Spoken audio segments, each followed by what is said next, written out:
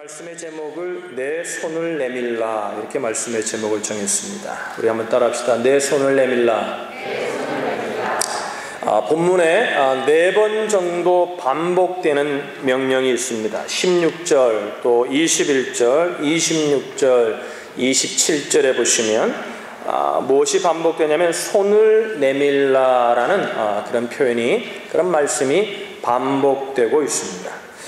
손을 내밀라는 거죠. 손을 내밀라.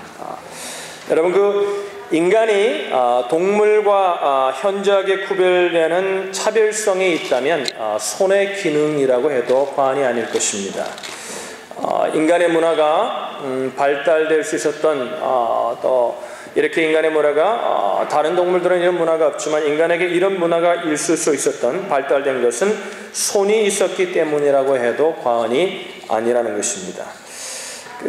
좋은 의미로도, 그죠, 나쁜 의미로도 사용되긴 하지만, 일을 잘하는 사람, 무슨 일을 맡기면 아주 참, 우리 교회도 그런 분들이 많지 않습니까? 교회를 맡기면 일을 잘하시는 분들인데, 그 일을 잘하는 사람들을 가리켜서 우리는 뭐라고 표현하면 수단이 좋다. 그 숫자가 손숫자, 그죠? 그래서 수단이 좋다 이렇게 표현합니다. 수완이 좋다, 이렇게 손재간이 좋다 이렇게 우리가 표현을 합니다. 또 많은 노력을 하고, 그죠? 많은 노력을 해서 그 사람을 이렇게 격려하고 치하할 때 이렇게 말합니다. 참 수고하셨습니다. 우리가 이렇게 표현을 합니다. 또 우리가 특별한 노력의 대가로, 그죠? 어떤 노력의 대가로 급료 외의 보수를 받을 때 뭐라고 하냐면 수당을 받는다, 이렇게, 그때도 손숫자를 사용을 합니다. 여러분, 제가 왜 이 표현을 얘기 드리냐면, 언어라는 것은 그 사람들의 생각이 녹아 있는 것입니다. 사람들의 삶을 잘 관찰하고 그 속에서 언어의 표현들이 생겨나기 시작했던 것이죠. 그러니까 그 모든 표현을 통해서 볼 때도 그 사람의 손이 얼마나 중요한 역할을 하고 있었는가, 일생의 인류의 역사 가운데 그랬는가를 우리는 언어의 표현 속에서도 우리가 유추해 볼 수 있다는 것입니다. 인간의 존재에 있어서 손은 굉장히 중요한 역할을 합니다. 성경을 읽어보면 성경에도 여러 가지 유형의 손들이 나오는데요, 동생 아벨을 죽였던 가인의 살인자의 손도 있기도 하고, 또 하나님을 향하여 맹세하여 들었던, 그래서 믿음의 손, 아브라함의 손을 성경은 우리에게 또 보여주기도 합니다. 또 술람미를 사랑하여 어루만졌던 솔로몬의 그 애틋한 사랑의 손도 우리는 성경에서 볼 수 있습니다. 또 병자들을 만지시던 우리 주님의 치유의 손도 우리는 보게 됩니다. 예수님의 뺨을 치던 로마 군병들의 그 무례한 손도 우리는 보게 되죠. 예수 그리스도께서 예수님께 십자가의 판결을 내리고 그 대야의 물을 받으면서 그 물을 씻었던, 자기는 아무 죄가 없는 것처럼 손을 씻었던 빌라도의 손도 우리는 성경에서 보게 됩니다. 또 베드로, 야고보, 요한과 더불어 악수를 청하고 복음으로 세계를 바꾸고자 했던 바울의 그 끊임없는 복음을 향한 열정의 손도 우리는 보게 됩니다. 우리는 어떻게 여러 가지 스타일의 손으로서 성경에서 이런 많은 여러 가지 스타일의 손이 성경에 나오는데, 본문 중에는 보면은, 본문에는 그 중에서 모세의 아름다운 손을 우리는 보게 됩니다. 주님께서 손을 내밀라 그렇게 말씀하실 때, 모세가 그 지팡이를 잡으려던 손을 내밀 때 홍해가 갈라진 사건, 그 사건이 오늘 본문 속에는 기록되어 있습니다. 순종했을 때 모세의 손은 놀라운 도구가 될 수 있었다는 것이죠. 그러면 그 손이 어떤 손인가, 오늘 이 아침에 우리가 살피려고 하는 말씀입니다. 첫 번째, 모세의 손은 믿음의 손이라는 것입니다. 따라합시다. 믿음의 손. 옆에 분에게 오늘 인사를 하는데 이렇게 인사하십시다. 모세의 손이 되십시오. 모세의 손처럼 되라는 거죠.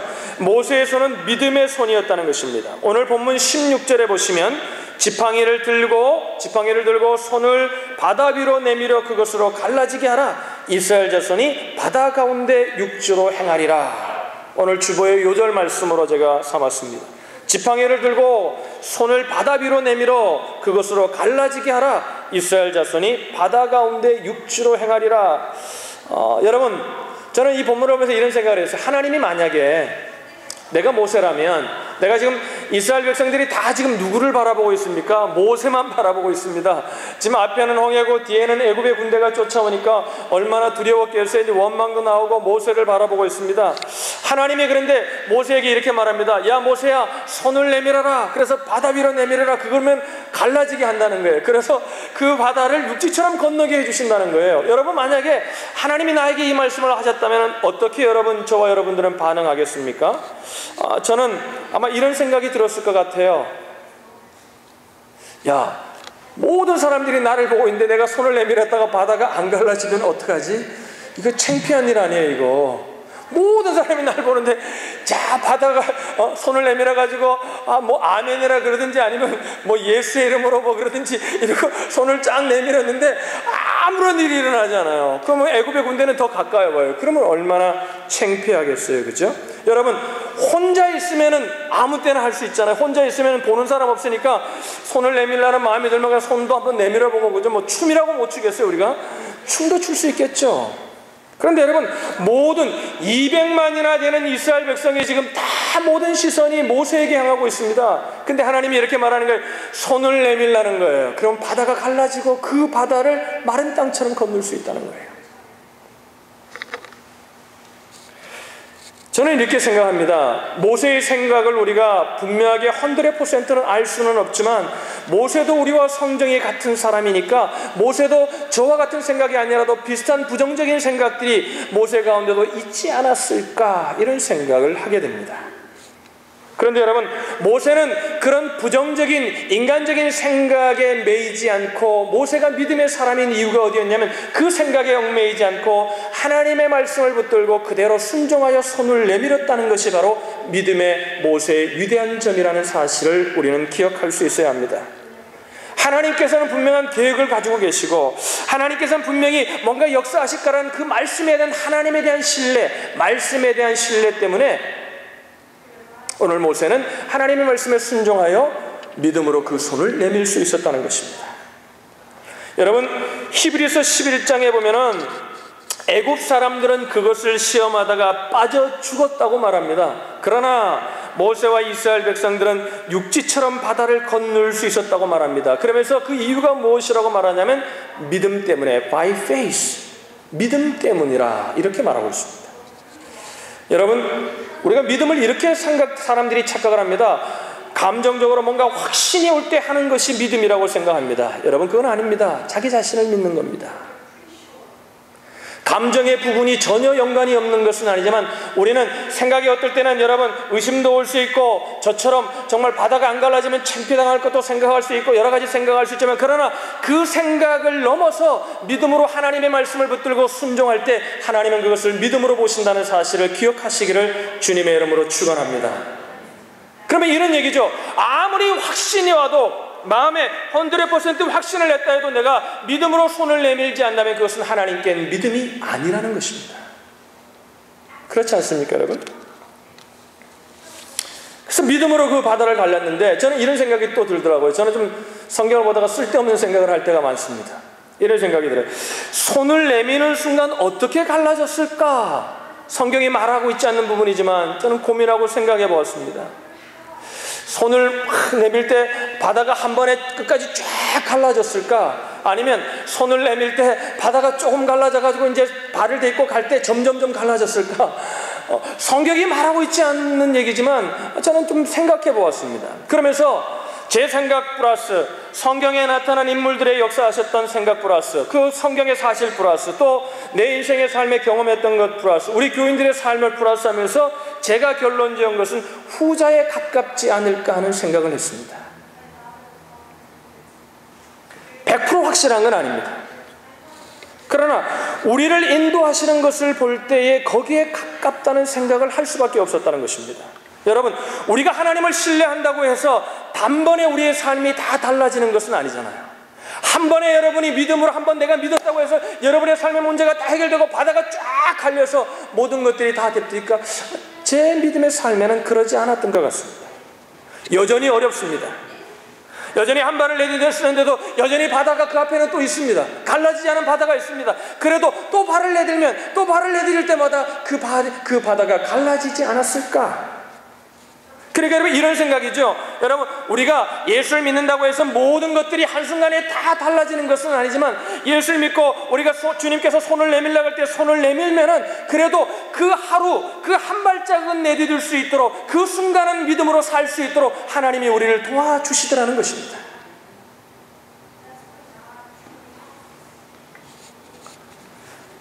이런 생각도 해요.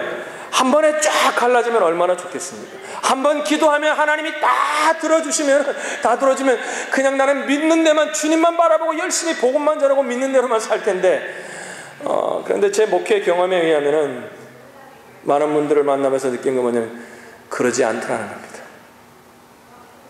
그래서 여러분, 어떻게 보면요, 인생의 문제에 있는 것이, 앞으로 바다 한 발을 낼 때 바다가 갈라졌지만 아직도 바다가 내 눈앞에 있는 것이 어떻게 보면 하나님의 은혜라는 거예요.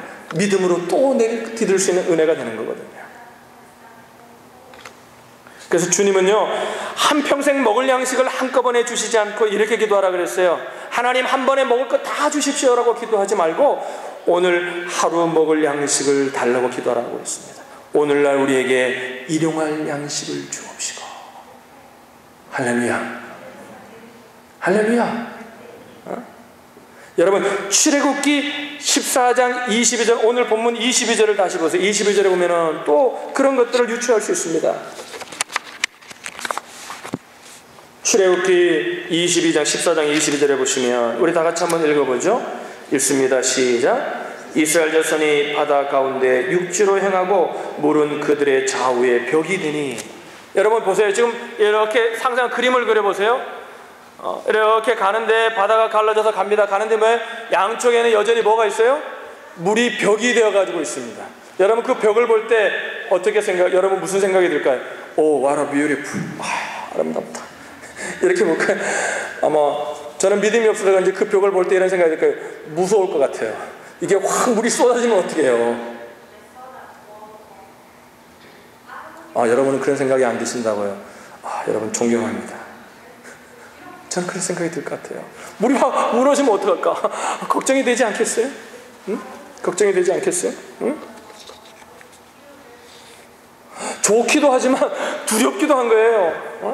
우리가 여러분 인생을 걸어가다 보면 그렇지 않습니까? 믿음으로 한글을 내야 되는데 홍해가 갈라지고 한 문제가 해결되는데 또 다른 문제가 우리를 감싸고 있는 것처럼 믿음이 필요할 때, 그때 여러분 아마 그들이 이렇게 하지 않았을까? 마음속으로든지 고백하면 저 같으면 이렇게 했을 것 같아. 주여 믿습니다. 주여 믿습니다. 그러면서 그 물을 바르면서 두려움을 이기기 위해서 그러면서 걸어갔을 것 같아요. 전혀 그것이 소용이 없다는 것을 알면서도 주여 믿습니다 이러면서 정말 믿음이 있어서 주여 믿습니다가 아니거든요. 믿고 싶은 거거든요. 이게 무너질까 봐. 웃는 분들은 뭔지 인생을 살면서 경험하는 얘기죠. 우리가 예수를 믿는 순간 믿음이 시작됩니다. 그리고 믿음은 거기서 끝나는 것이 아님을 성경은 말합니다. 하루하루 매일매일 순간순간을 믿음으로 걸어가야 되는 삶이 우리의 삶이라고 말합니다. 믿음으로 나아가고 믿음으로 걸어가고 믿음으로 고백하고, 그래서 순간순간을 믿음으로, 늘 믿음으로 한순간 주시는 믿음을 붙들고 살아가야 되는 것, 그것이 바로 그리스도인의 삶의 여정이다. 그래서 철로 역정은 그런 얘기를 하고 있지 않습니까? 여러분, 엄청나게 넘실대는 그 홍해 바다 앞에서도 모세가 주님의 말씀에 순종하여 손을 내밀었듯이 그 아름다운 손을 내밀 수 있는 믿음의 손을 가지실 수 있기를 주님의 이름으로 축복합니다. 두 번째, 모세의 손은 은혜의 손이라는 것입니다. 따라합시다. 은혜의 손, 혹은 은총의 손이라, 이렇게 우리가 표현도 할 수 있을 것 같습니다. 홍해 바다를 가르기 위해서 저는 이런 생각을 했습니다. 홍해 바다를 가르기 위해서 꼭 하나님이 모세를 사용하실 필요가 있는가? 답은 없다입니다. 하나님이 꼭 사람을 사용할 필요가 있는가? 없다입니다.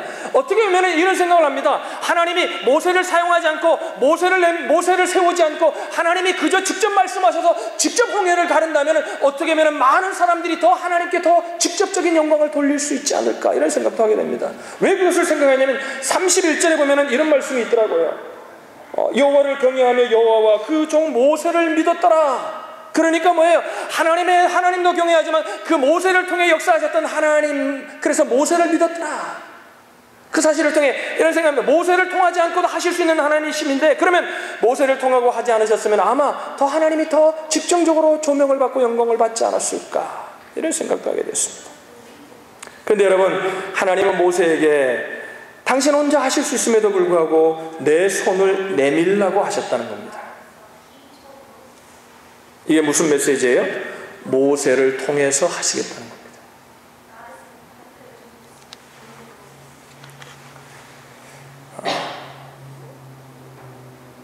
여러분 한번 마음속으로 이렇게 질문해 보십시오. 자기에게. 하나님이 내가 필요할까요? 그러면 이런 생각을 하십시오. 우리 공동체로 생각. 하나님이 우리 교회가 꼭 필요할까요? 우리 교회가 없으면, 내가 없으면 하나님의 일을 못할까? 하나님의 역사가 중단될까요? 그렇지 않습니다. 여러분, 이 사실을 분명히 알게 될 때, 이 사실을 알게 될 때 우리는 하나님을 섬기는 자의 감격이 끊임없이 일어나게 되는 겁니다. 할렐루야. 이게 하나님의 은혜라는 거예요. 하나님의 은총이라는 거예요.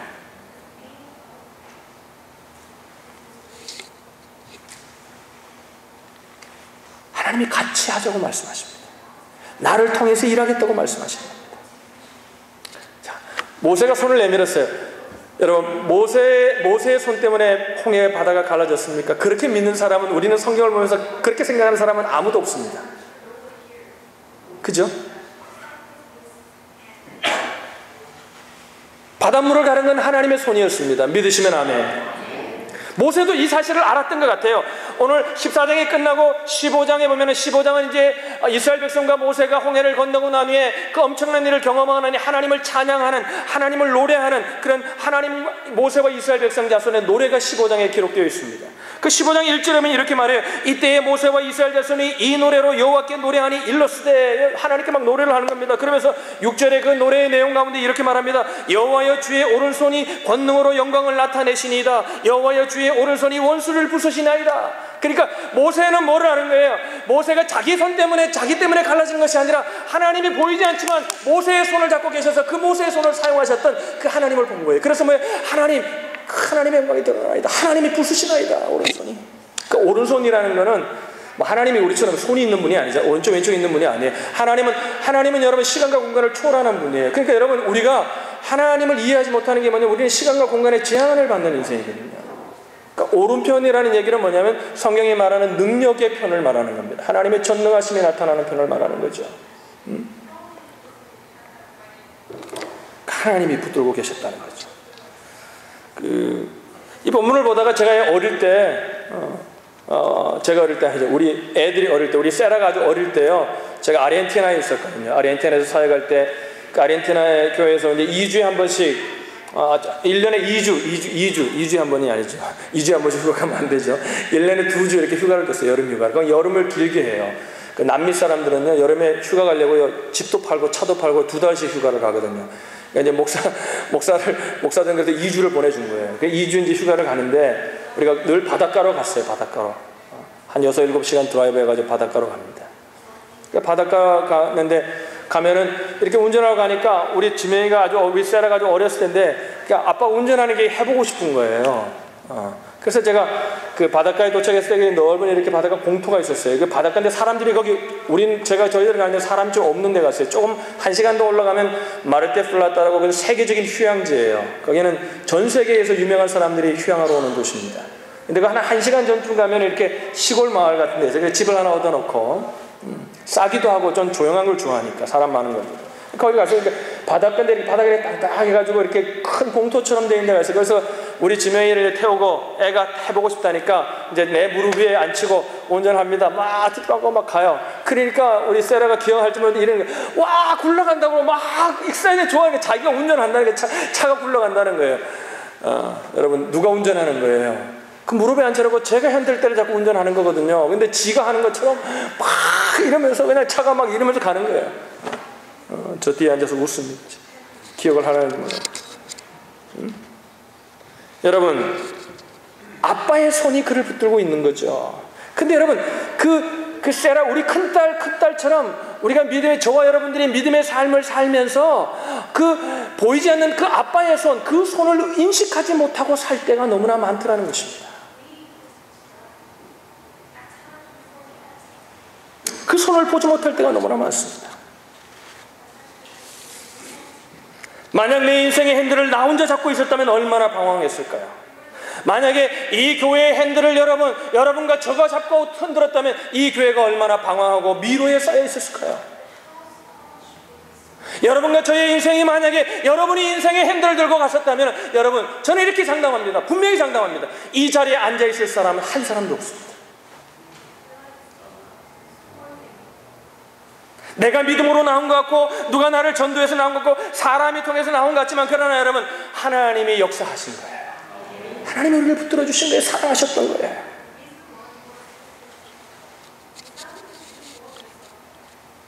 우리의 손은 연약합니다. 여러분, 손을 한번 보세요. 내가 얼마나 연약합니까? 아니, 나이 먹으니까요, 저도 이제 손이 옛날에는 예쁘다 그랬거든요. 쭈글쭈글해져요. 죄송합니다. 어르신들 계실 때. 손이 연약해진 거예요. 힘도 없어져요. 이제 우리 쌤하고 이렇게 팔씨름 하려고 하는데 이놈은 고기를 먹어서 그런지, 종자가 달라서 그런지 힘이 세다가 내가 억지로 이기는 거예요. 억지로. 손이 힘이 얼마나 약해져요. 그러나 여러분, 이 연약한 손일지라도 이 손을 하나님의 말씀에 순종함으로 내밀 때 그 배후 위에서 나를 사용하시는 은혜의 손, 은총의 손을 찬양하실 수 있기를 주님의 이름으로 축복합니다. 마지막으로 오늘 본문에서 모세의 손은 기적의 손이었습니다. 따라합시다. 기적의 손이었다. 하나님이 내 손을 내밀라고 명령하실 때 모세가 순종하여 손을 내밉니다. 내미는 순간 기적이 시작됩니다. 그런데 여러분, 우리는 한 가지의 기적만 기억합니다. 홍해가 갈라졌다는 기적만 기억하는데, 여러분, 물이 갈라지는 것만이 기적이 아니라 오늘 본문에 보면은 여러 가지의 기적이 함께 했음을 우리는 본문을 자세히 살필 때 발견할 수 있습니다. 19절을 보시면 이렇게 말합니다. 14장 19절에 이렇게 말씀합니다. 이스라엘 진 앞에 행하던 하나님의 사자가 옮겨 그 뒤로 행하매. 그러니까 늘 하나님께서 이스라엘 백성을 인도하실 때 하나님의 사자, 하나님의 천사가 앞서서 그들을 인도하고 그들을 이끌어갔습니다. 그런데 오늘 그 기적이 일어날 때 손을 내밀자 어떤 기적이 있냐면 그 앞에 있던 하나님의 천사가 뒤로 갔다고 성경은 기록하고 있습니다. 이스라엘의 가장 뒤에 지금 누가 쫓아오고 있습니까? 애굽의 군대가 쫓아오는 그 군대에서 이스라엘 백성을 보호하기 위해서 뒤로 갔다는 거예요. 19절 그리고 또 이렇게 말합니다. 그 뒤로 행하며 또 천사만 뒤로 간 것이 아니라 구름 기둥도 앞에서 그 뒤로 옮겼다고 말합니다. 구름 기둥이 하는 일은 무엇이었습니까? 불기둥, 구름 기둥이 하는 일은 이스라엘 백성들의 방향성을 제시하는 겁니다. 이스라엘 백성들이 구름 기둥, 불 기둥이 가면은 길을 걷습니다. 그리고 그것이 멈추면 그들은 장막을 치고 그곳에 머물러 있었습니다. 그들의 방향성과 그들의 가는 길을 인도했던 구름 기둥, 불 기둥이 어디로 갑니까? 뒤로 갔다는 거예요. 뒤로 갔다는 거예요. 또 21절에 보면 이렇게 말합니다. 21절 보시면 모세가 바다 위로 손을 내어 민데 여호와께서 그 동풍으로 밤새도록 바닷물을 물러가게 하시니 물이 갈라져 바다가 마른 땅이 된지라. 동풍이 불어가지고 바다가 확 밀려서 이제 한쪽으로 쌓이는 겁니다. 어떤 신학자들은 고대 문헌을 뒤져서 그것이 동풍이 아니라 남풍이다 이렇게 말하는 분들도 있습니다. 동풍이든 남풍이든 동남풍이 불었던 바람이 불어서 엄청난 바람이 바다를 가르는 겁니다. 근데 그것만 기적이 아니에요. 그 뒤에 기적이 뭐였어요? 그 가른 땅이 이제 뭐예요? 진흙탕이 아니라 물에 젖어 있는 땅이 아니라 마른 땅처럼 되었다는 것입니다.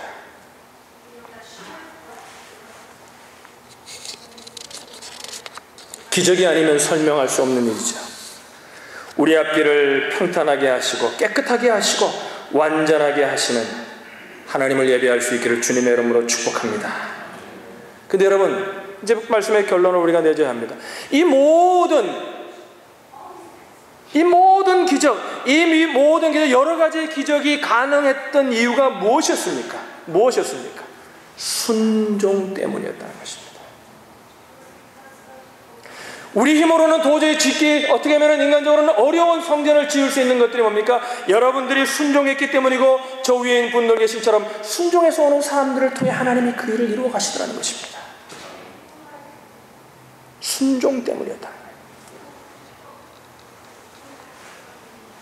손을 내밀라 그랬을 때 여러분, 손을 내민다고 무슨 일이 일어납니까? 하나님 괜히 폰만 잡다가 망신당하는 거 아닙니까? 하는 마음이 주저함에도 불구하고 모세는 하나님의 하나님 되심을 믿었고 신뢰했고 그 부정적인 생각보다 하나님의 말씀에 순종하여 손을 내밀 때에 이 기적, 이 역사가 일어났다는 것이죠.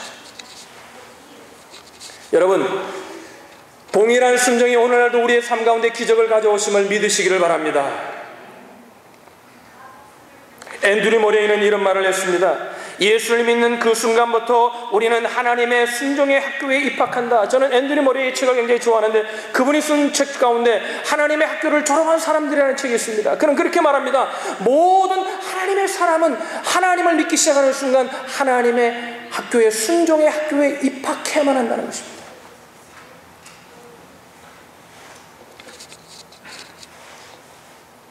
교회 역사에 제 서재에도 교회 역사, 현대 역사든 근대 역사든 교회에 유명한 족적을 남겼던 사람들의 인물에 관한 전기들이 한 50여 권 됩니다. 필요할 때마다 읽을 때마다 또 읽고 반복해서 읽죠. 그분들 통해 배울 수 있는 것들이 참 많습니다. 근데 그분들의 책을 쭉 읽다 보면은, 그분들의 삶을 이렇게 읽으면서 연구하다 보면은 깨닫는 것이 무엇이냐면 공통 분모가 하나 있다는 것입니다. 그것은 뭐냐면 하나님의 말씀에 대한 말씀에 순종하고자 하는 어린아이 같은 믿음들이 그들에게 있었다는 사실을 공통적으로 발견하게 됩니다. 복잡하지 않아요. 그들의 삶은요, 그들의 삶에도 우리처럼 문제가 있었어요. 하나님의 일을 하면도 문제가 있었어요. 또 이 땅의 삶을, 직업을 가지며 살면서도 문제가 있었어요. 그때마다 그들은 뭐냐면 하나님의 말씀을 붙들고 엎드려 기도하고 하나님께 순종할 것이 무엇인가를 찾았다는 것입니다. 자기가 지금 이 순간 속에서 해야 될 일이 무엇인가를 고민하고 기도하고 찾았지, 그들은 그 문제 때문에 고민하고 그 문제 때문에 두려워하고 그러지는 않았다는 것입니다.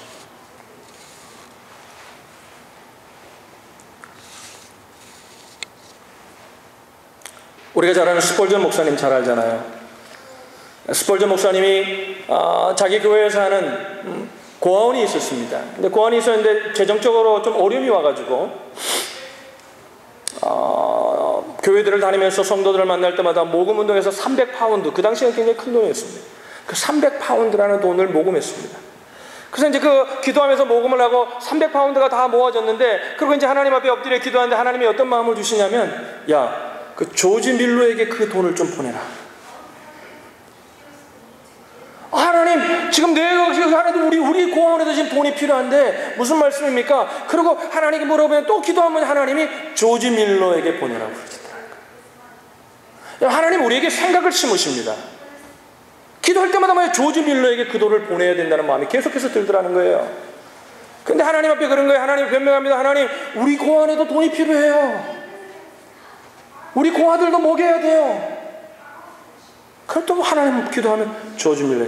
도저히 불순종할 수 없어서 스펄전 목사님이 조지 밀러를 찾아가서 그 돈을 전달합니다. 그랬더니 조지 밀러가 그러더라는 거예요. 하나님 앞에 300파운드를 놓고 기도했더라는 거예요. 그랬더니 그 돈이 왔다는 거예요. 하나님께 감사합니다. 그런데 더 놀라운 건 뭐냐면, 스펄전 목사님이 간증하기를 자기가 이제 그 돈을 전달하고 자기의 집무실로 돌아갔을 때 한 편지가 왔는데 한 책이 왔더라는 거예요. 그 책이 얼마짜리 왔는지 3,000파운드짜리 책이 또 왔더라는 거예요. 어떤 하나님의 사람이 감동받아서, 그래서 하나님이 내가 순종했더니 하나님 내 고아만 먹이는 것이 아니라, 그래서 그 돈으로요 더 많은 고아들을 먹일 수 있었다고 합니다. 할렐루야. 순종을 통해 왔다는 거예요. 여러분, 전능자의 손이 우리의 손을 붙드시면 우리의 손이 하나님의 기적을 나타내는 놀라운 도구로 쓰임받음을 믿으시기를 바랍니다. 홍해 바다가 갈라질 것입니다. 왜 내 평생, 내 인생의 삶 가운데 왜 풍성함이 없습니까? 왜 감격이 없습니까? 왜 하나님을 믿으면서도 놀라움이 없습니까? 어쩌면 그것이 순종이 없기 때문일지도 모르겠습니다. 저와 여러분의 삶이 순종의 삶이 되셔서 오늘 모세가 경험했던 그 모세의 손처럼 믿음의 손, 은혜와 은총의 손, 기적의 손이 되시기를 주님의 이름으로 축복합니다. 기도하겠습니다.